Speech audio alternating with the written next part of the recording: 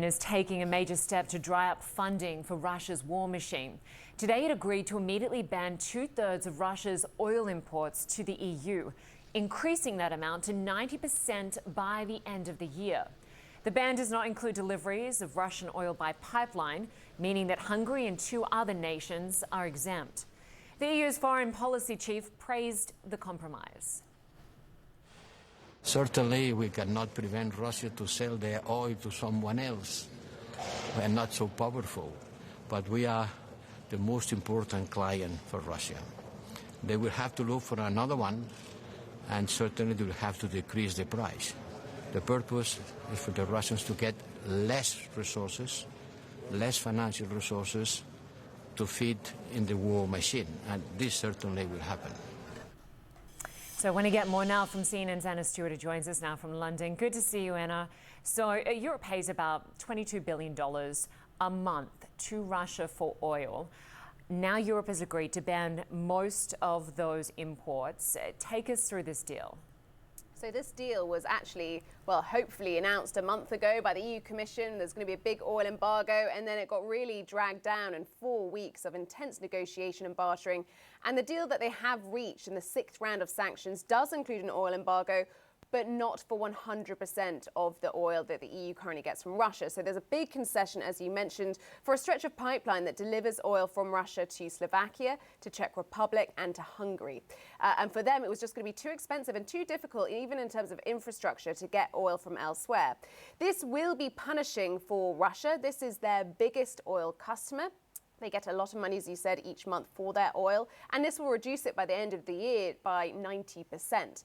Now, the issue here is, can Russia find customers elsewhere? Yes, probably, not least because Russian oil isn't particularly popular right now for tankers, for shipping insurers, so it's trading at a big discount. It's actually about $34 a barrel cheaper than benchmark crude, but they probably can find customers. And at the high prices we're seeing, and a new high today, I have to say, for Brent crude, they don't need to sell that much to make a lot of money. Linda? And so, Anna, of course, there has been a push to move towards renewables. But in the short term, where is Europe going to source that oil from? Well, this is a huge question, and you're right about the renewable push. The EU is going to spend $220 billion on all sorts of investments for renewables, but right now, of course, that's not what they need. Right now, they need oil, and they are looking at getting oil from elsewhere, and as Russian oil perhaps goes to other markets, there could be more available, but this is a tight market, as you can see from oil prices, and as China exits some of those lockdowns, we'll see demand for oil actually grow. There is spare capacity potentially in the market from the US. You could get maybe over 1.2, I think, million barrels a day. And the biggest capacity is with those big OPEC members, Saudi Arabia and the UAE. From them, you could get 3 million barrels a day additional. That's more than the EU currently gets from Russia. But the problem is OPEC members like this high price for oil that we're seeing on the markets. They have no plans at this stage, it would appear, to ramp up production. So I think we're going to have to get used to oil prices at this level. And the EU is probably going to have to pay a hefty price for the 6th round of sanctions. Linda? Yeah, it certainly seems that way. Anna Stewart for us in London. Thank you. Well, Hungary's Prime Minister says a ban on Russian oil imports would have been unbearable for his country's economy. We're joined now by ZOLTÁN KO-VACH, Hungary's Secretary of State for International Communications. Thanks for joining us. Hello. So each day European nations have been buying Russian energy, pumping $850 million into the war chest of President Vladimir Putin. That's every single day. Most of Europe has now agreed to ban Russian oil. Hungary, one of the few countries unwilling to do so. Why not? For the very simple reason that there's no physical and secure alternative, not only until the end of the year, but for the foreseeable future. So it's not only Hungary, as you rightly stated, landlocked countries, Slovakia, the Czech Republic, to a certain extent Austria, but also if you take a look at the map, Bulgaria is very heavily dependent on Russian energy for historical reasons. So it's not the matter of choice, not the politics of the past couple of years. It's a historical it's a historical inheritance actually for the past 30 years we were trying to cope with. As a matter of fact, we did a lot actually for the past 12 years to ease one-sided dependence, but we are very, very far from being able to establish secure lines, pipelines, and alternative routes of energy supplies from different other parts of Europe and the world. Germany's economy minister issued a pretty scathing attack, questioning Hungary's values, saying there must be confusion between the short-term focus and some sort of long-term, globally enshrined principle. I just want to play a little bit of sound from his interview.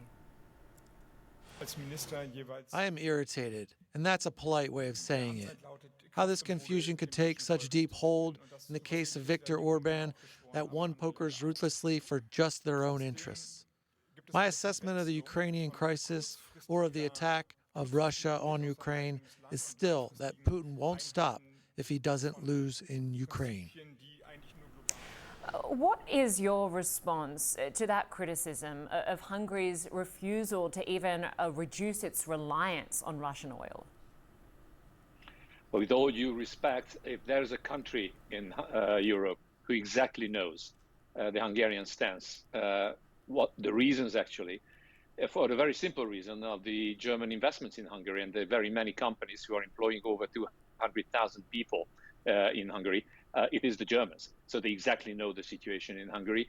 And with all due respect, I don't believe they can ask Hungary to sacrifice more than can be won on the other side, and that is sanctioning Russia. We all know that immediate sanctions on oil from the perspective of these landlocked countries, as I mentioned before, is impossible.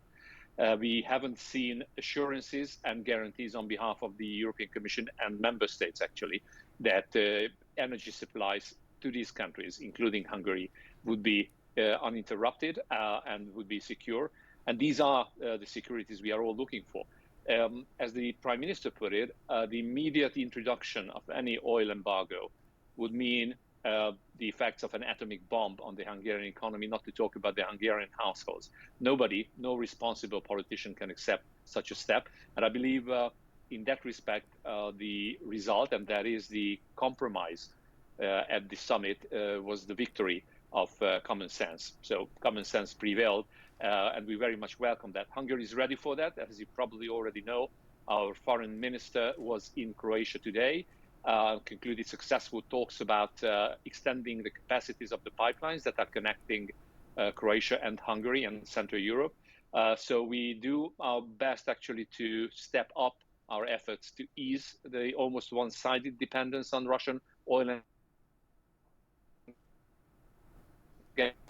I'm not sure if we've lost that connection. If you can still hear me, I just want to get a little bit more context from you on what you have been doing. You said in recent years you've been looking at other options to reduce your reliance on Russian oil. Give us a bit more information on exactly what Hungary is doing to move away from reliance on Russian oil. As you recall, it's a historical inheritance, actually, we have for the past 30 years, the one-sided dependence, almost one-sided. And it was this government, as a matter of fact, for the past 12 years, which did the most for the past 30 years to ease the dependence. We came down from 95% dependence on Russian oil to 84% by now. We continued that effort. As I just mentioned to you, we had successful talks today in Croatia. Our foreign minister was in Croatia, cutting a deal on extending and growing the capacities of the available pipelines coming from Croatia, and that is connecting Hungary to the seas. So we are ready for it. It's going to cost lots of money, and very obviously it's not only Hungary's interest, but the European Union interest. The decision at the European summit has guaranteed for Hungary that pipelines are going to be unaffected.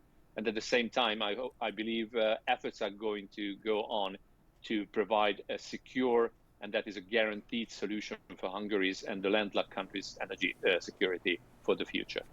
And just finally, quickly, what do you say to the criticism that your leader, Viktor Orban, is just too friendly with Vladimir Putin? Look, that narrative is being pushed on us, against us, for, I don't know, for apart from being laughable, just because if you take a look at the economic and political connections of Western European countries with Russia before the war, it cannot be compared to what we had in Hungary. So don't point your fingers on Hungary when there are quarrels and there are debates about sanctions and the possibility of introducing new sanctions, when it's about physical capabilities. Hungary is very plain, very clear about its position for the past couple of months. Even before the war, we were clear about energy. I believe in that respect, the summit behind us was the victory of common sense and the recognition that Hungary was right. Well, good to get the perspective from Hungary. Zoltán KO-VACH, thanks so much for your time today. Thank you.